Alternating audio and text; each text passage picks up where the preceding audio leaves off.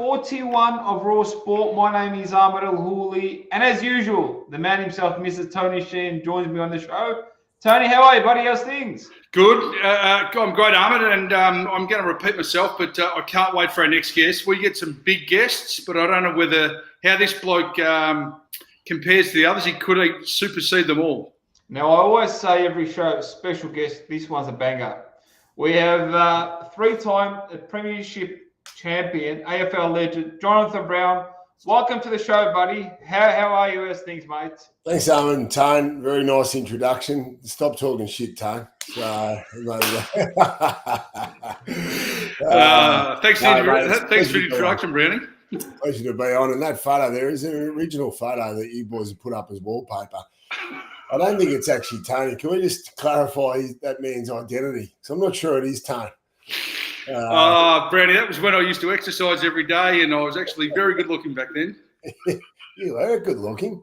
Very underrated. You were cutting plenty from the herd. Well, are you saying the operative word being was? Yeah, it was. Too many lunches at the Gilson, Tony. Oh, boys. Now, Brownie, you have had an incredible 4 days. Tell us about your travel plans. You went from the Fox Footy Studios Friday night. Take us from there.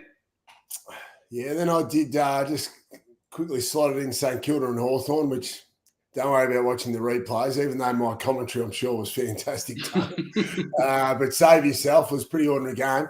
Then I quickly jumped on the bird and got over to Perth because, of course, the big fight was on Sunday afternoon. And going over to support a close friend of mine, Andrew Maloney. It was a big week for the family with Jason fighting last Monday night to defend his world title in Japan, and then Andrew fighting in Perth. So a big week for the boys, and I thought I'd get over there and support them.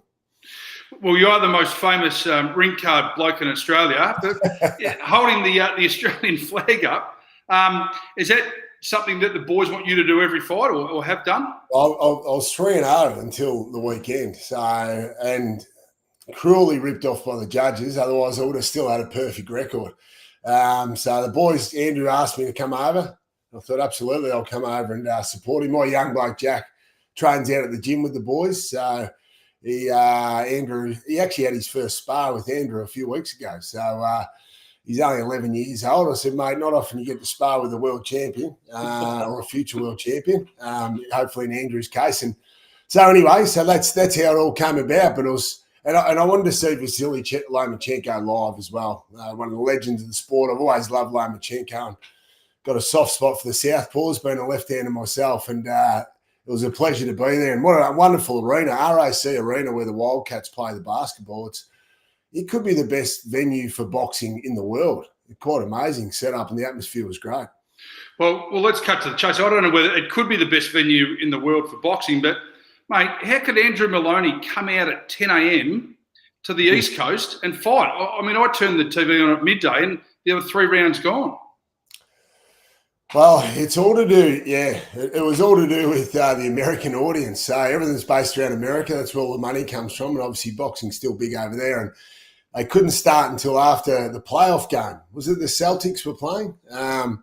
So that was why it was all based around the TV, actually. The girls were supposed to fight beforehand, but they couldn't fit them in before the Cambosis fight. So that was why it was sort of an odd time, and obviously Perth time. So the boys had to be pretty flexible before the fight with their warm-up.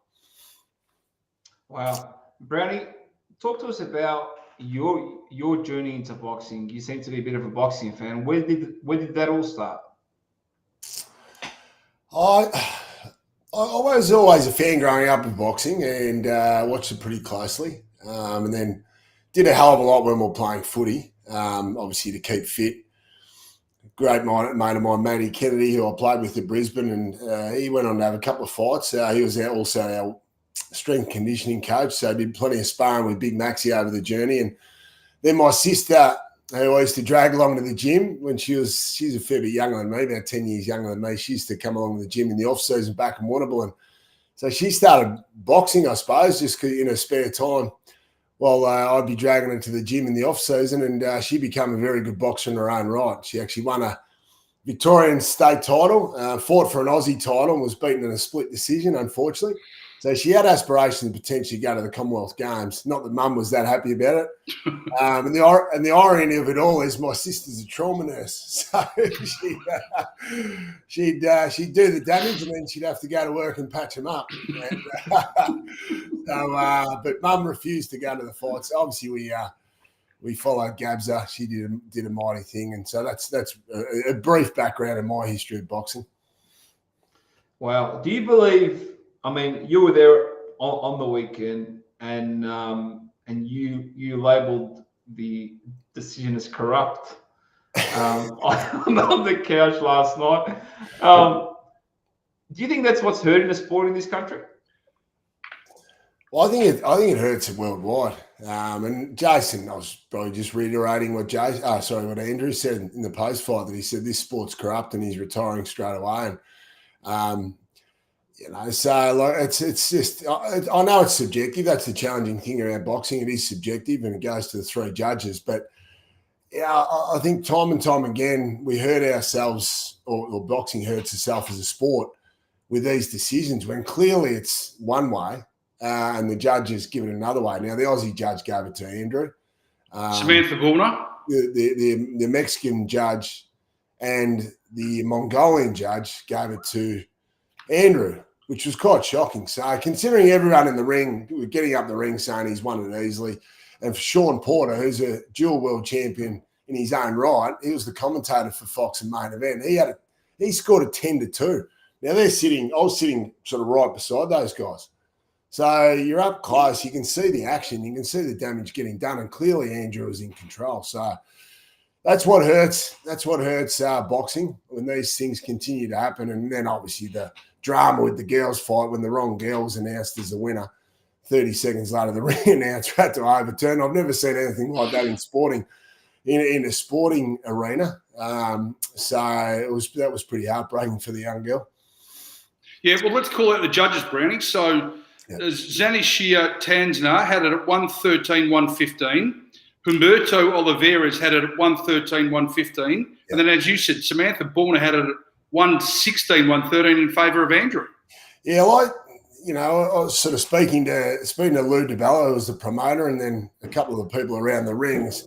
He said after the fight, well, he's clearly won it by, at worst, he's won by 3.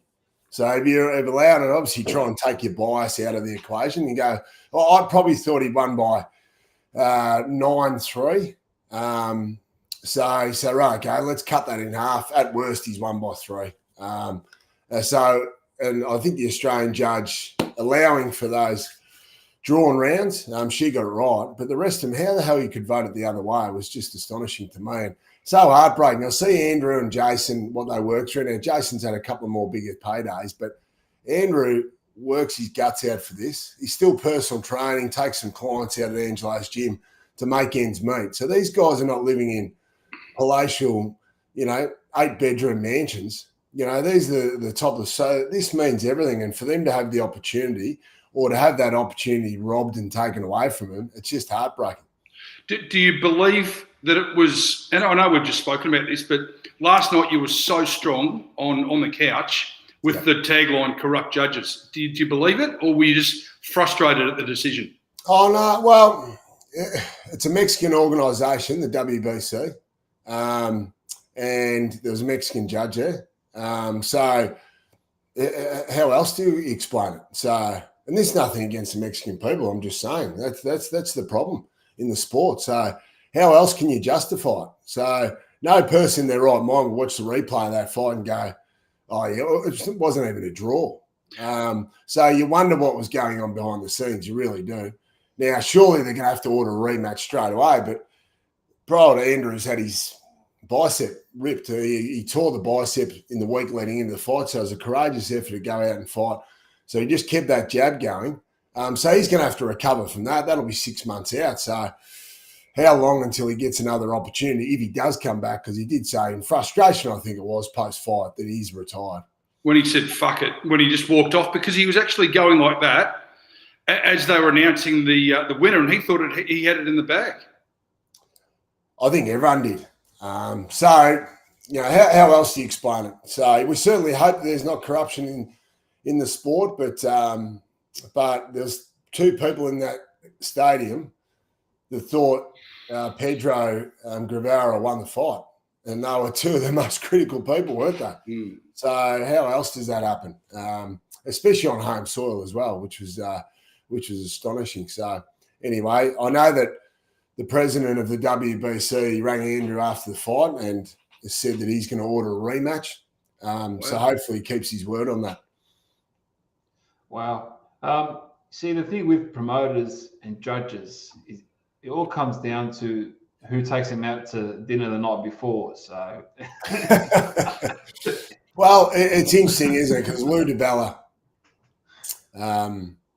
he came storming into the room afterwards when you would have seen the vision of Andrew's obviously taking out his frustration on a chair, and the Fox cameras followed him in. Then Lou came in, and he was certainly very emotional and boisterous, telling Andrew that he needs to, come out strong with this in the interview.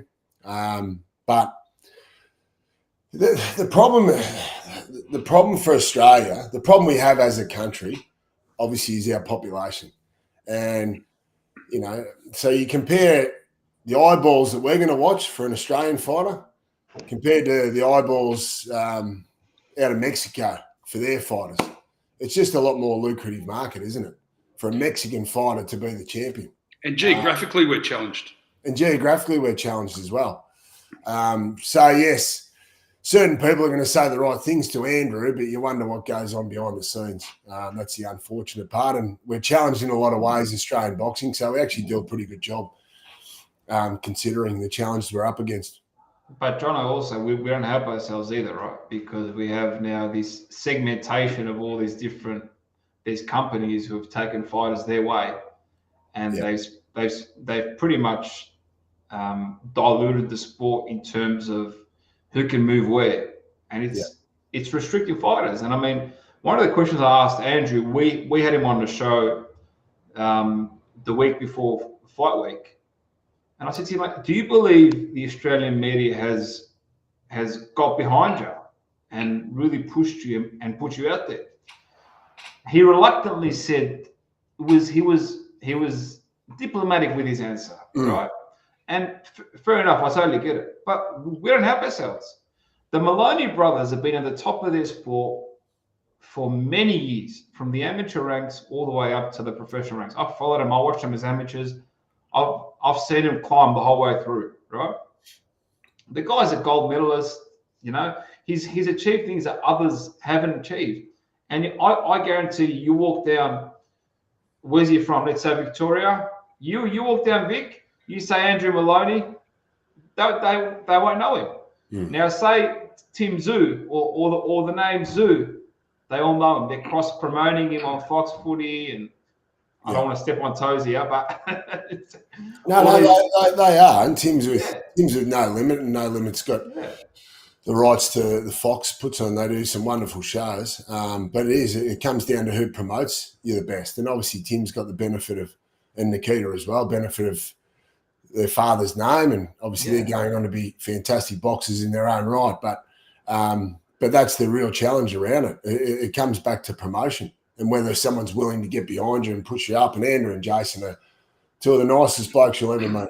And unfortunately, in our game, sometimes that doesn't get, not sometimes, it actually doesn't get your promotion, really. That's the hard thing. But it is quite segregated, the boxing. I think that's what's drawn, especially the younger generation, to the UFC. It's a lot simpler to follow.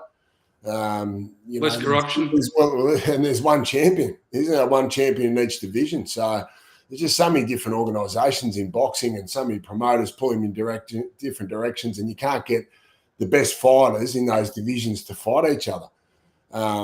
So I think that's why it's waned in popularity in certain parts of the world, including Australia. Jono, what did you say to Andrew post-fight in the rooms? I just gave him a cuddle. I said, mate, you clearly won that fight. I said, it's a disgrace. We all know it. And I just said it was a courageous effort because I knew he had a crook head. He torn his bicep before the fight. So, but he just was so relaxed. I went to the fight with him in the van and with the rest of his team, and just watching his persona, it was the best I'd seen him before a fight. He's in a really relaxed state. It was a quiet intensity, but relaxed as well. I thought, geez, he's going to come out and put on a good show. And I thought that was actually his best performance in the pros. So yeah, no, he couldn't have done any more. He couldn't have done any more. Like he said in the fight, he could have maybe pushed his left hand a little bit further if he had to, but he didn't think he had to. And Angelo Hyder's directions during the fight were outstanding. And obviously the directions were you don't need to take any unnecessary risks because he's clearly outboxing him. So I messaged him this morning to see how he is. He's home now, but still distraught, as you can imagine. Wow. Brownie, are we ever going to see him inside the ring, mate? Me? Maybe if I'm carrying the bucket for my young fella, Jack, in a few years' time. He keeps hitting me up. Well, I'd have to be when I start boxing, but I'm not sure how his mum will go with that. But no, Kylie won't like it. I think I'm ugly enough, boys, to jump in the ring. And a few to me plates in this old face of mine. So every now and again I've thought about it, but when I was sparring young Jack the other night, and he whacked me with a left hook in the ear, and the ear was ringing for about 3 hours afterwards. So if I can't handle an 11-year-old, I'm not sure how I'd go with a 110-kilo monster coming at me. Well, Brownie, you've seen enough boxers in your time. How does Jack go? Like, does he look like he's got a bit? Has he got some grunt in him? He does. He's a southpaw. He's got plenty of speed, which I never had, Tone. So that's the first prerequisite usually in boxing, isn't it? He's got the speed and power, and he loves it. So he's got no interest in AFL. The girls love the AFL. Really? AFL's huge for them. My two girls, but he's got no interest in the footy. But he doesn't mind jumping the squared circle. That's for sure. He's got his dad's toughness, maybe. Yeah, and he's got Angelo Hyder screaming at him. So I think he's got Ange sees the rough dollar signs. Oh, yeah, dollars. He sees the rough bit of plasticine. He's just trying to mould him at the moment. But plenty of fun. Hey, now, Brady, after the loss to Maloney, for Maloney. Yeah. We were looking for you ringside, mate. Your famous chair was vacant for the Lomachenko Kambosos fight. I went over to see a mate who was sitting on the other side of the ring because I did get reminded by the Fox boys. They came over to me during Andrew's fight and said, "Don't pick your nose because you're on camera about 4 times around." So I did plenty of nodding and making it look as if I'm an expert. But and then I went over and saw a mate. But to see, it was actually great. I was about 5 rows back from Lomachenko. Just to see a master technician at work was a pleasure. And, his footwork, I can understand now the impact that him doing ballet as a young fella had on him, because I don't think I've seen footwork as good as that. The way he was able to move in and out of Kambosos' range.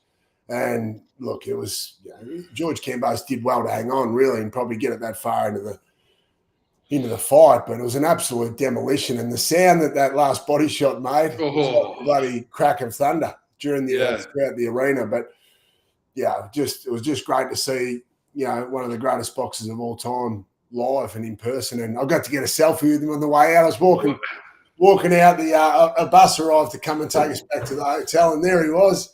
The little fella who just walked out. He still had his boxing robe on. He had his trunks and his boots still on. He was going back to the hotel. Well, what did you say to him? Well, obviously, he can't really understand me. But I said, mate, like we all do now, can I have a selfie? Well, for all the boxing fans, give us your Instagram handle so they can check it out.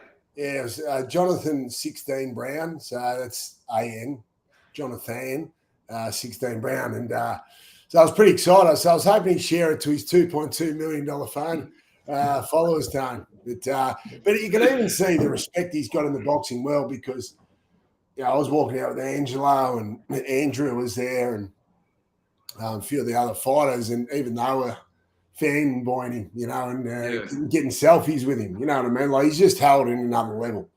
Everyone, and obviously, probably the respect of the man too for what he's done. To give up boxing, going serve his country and, what that country's been through. And now he's got to work his way back through and win the belts back. Quite incredible, really. Yep. Brownie, did you get to meet Bob Arum? When I walked out with Andrew carrying the flag, I saw Bob, and he's amazing. He's still going, really. Like he's got a real passion for boxing. How old is he now? 92. Yeah. 92. It's amazing, isn't it? So, but he's got a purpose in life, doesn't he? And he just loves the boxing. So I did say him, it was a big effort for him to come all the way from Perth. Yeah. Yeah. Hey, Brownie, one more from me. Who's your fight? Who's your tip with Usyk and Fury? I actually think Usyk can. I think Usyk can get him. It's going to be an interesting fight, isn't it? So, obviously a massive arena and all that. Yeah. But I think I wouldn't be surprised Usyk got him. I'm just not sure. He's not. He hasn't been that active, has he? Fury, I guess, and that's always the challenge. As an older athlete, with if you look at the footballers, it's when you're that inactive with your training, I think that's when you really start to struggle. So that'll be the watch for me. What do you boys reckon? No, I reckon Usyk might get him. I reckon Fury will use his weight and power and just he'll pommel him back. He'll push him back and just enforce himself on him, because if you dance with Usyk, you've lost the fight. It'll be interesting to see what style of fight it becomes. Yeah. Last one from me too, Brownie. Who do you think in your time in the NBA AFL would have been decent inside that squared circle? Like I said, Matty Kennedy is a terrific boxer. A real heavy puncher. He hit me one day and I thought his fist went through my chest and out the other side. I could feel it. I could feel it on my spine. I don't reckon I breathed for about 8 minutes. I thought I was going to die. And no, he was the best in my time. What number did he wear again for the Lions? 41. That's right. He played nearly 200 games. Had some great clashes with Duck over the journey. And obviously Duck, I never saw Duck in action, but all the boys, Pike and a few of his ex-teammates said Duck was always a master down at the famous Arden Street gym. Yep. And then usually for me, it's the Indigenous boys. They've got that natural speed. Mm-hmm. Did a little, Chrissy Johnson did a little bit, but I think any of those Indigenous boys that have done boxing coming through, and a lot of them have, quite good. And I never got to spar with Magic McLean, who was our assistant coach, Michael McLean. But everyone always spoke about Majo's ability in the ring. Wow. Obviously, probably one of the greatest Indigenous players the game's seen, a wonderful ambassador, but they said he went as good as anyone. Wow. There you go, ladies and gentlemen. Brownie, mate, thank you very much for joining us on the show. You've been very generous with your time. Do you have any parting words for us, buddy? No, I'm just looking forward to becoming a follower of Raw Sport. The podcast of Raw Sport. Go Raw Sport, mate. Go Raw Sport. I didn't even know it existed. So I've got Brownie's podcast in the back. So if you follow me, boys, I'll follow you. Done. It's all happening here. Fantastic, mate. Thanks for joining us, big fella. Thank you, Brownie. Pleasure to be Thank on. you, everyone. Take care. We'll catch you on the next episode of Raw Sport. Take care, everyone. Goodbye.